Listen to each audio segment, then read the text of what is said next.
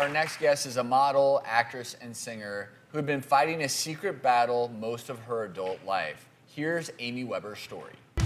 My name is Amy Weber, and I am an actress, an author, a billboard recording artist, and a cancer survivor. When I was 21 years old and right in the middle of finally pursuing everything that I'd ever wanted in my life, the doctor informed me that I had stage 3 cervical cancer and that I needed emergency surgery. It was like the brakes got put on everything. I knew I was at risk because my mother was given a drug when she was carrying me called DES, so I'm a DES baby.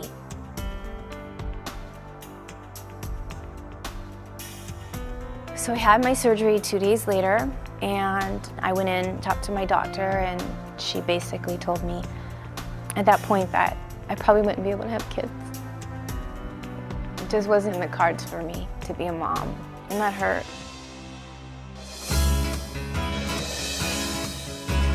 But we decided to go ahead and give it a go and see if we could try in vitro and see exactly what was going on with my body and if I had any eggs left that were viable. And we got 6 eggs, 4 fertilized. They put 2 inside and we were pregnant. We had twins. It was like 6 weeks and 7 weeks, and the excitement starts growing and you start telling people, and 8 weeks, and then 9 weeks. You go in and the doctors just keep searching and searching, and there's no heartbeats. And they were gone, and then you don't know what to do. Do you try again? My husband's so positive, and he's like, listen, you got pregnant once, and they said you were never gonna get pregnant, and that means something. So I had to get up and get back on the horse.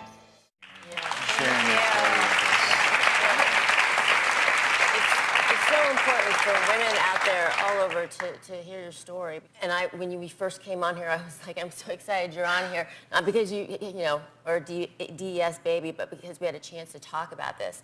And as gynecologists, this is a routine question we actually ask women about DES. And let's start with that medication, diethylstilbestrol. That's a medication that women were prescribed in the 1940s to 1971. It's a synthetic estrogen to actually try to get pregnant. And we didn't know until after 1971, when they pulled it off, that actually it was associated with a specific type of cervical cancer as well as vaginal cancer that develops young in the babies of the mothers who took this. And then it did affect your fertility in some respects. It did. You know, I think it's really hard as a woman. I was so young, and to be diagnosed with cancer, and then to think about my future, thinking about what man would ever want to marry me, because you know, I'm so young, but I'm basically been told I'm barren. So what man, you know, doesn't want to have a family, doesn't want to have a wife that he can share that experience with? So it just left me feeling really like there's something wrong with me. And I always used to say, I'm broken. I would tell everyone, I'm broken, you know, and I know, you know, when I met my husband, I said to him, I don't think you should marry me because you want to be a father more than anything in the whole wide world, and I can't give that to you. Well, you're living proof that DES daughters are not broken, and you found a fantastic man, and you ended up having 2 beautiful babies over there, which you would never know that you had difficulties with that pregnancy. Oh my gosh, so many difficulties. And let me go ahead and introduce your husband, David, and your 2 beautiful children, Levi and Madison, who are joining us. Because you didn't give up. You didn't give up. And hey, David. So they are living proof. Those are 2 great-looking kids. Thank you. And you guys struggled just to have them, but even once they were born, they were preemie and in the NICU, right? They were born at 2.5 pounds, and then all the complications. And well, they both had jaundice.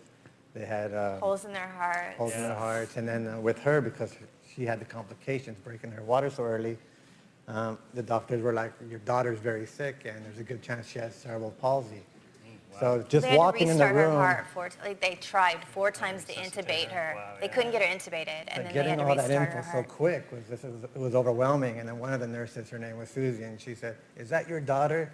And I said, "Yeah, that's ours." And she was like, "She's a feisty one. She's not dating until she's 30." And I kind of like. Looks like they're doing great. Thank you.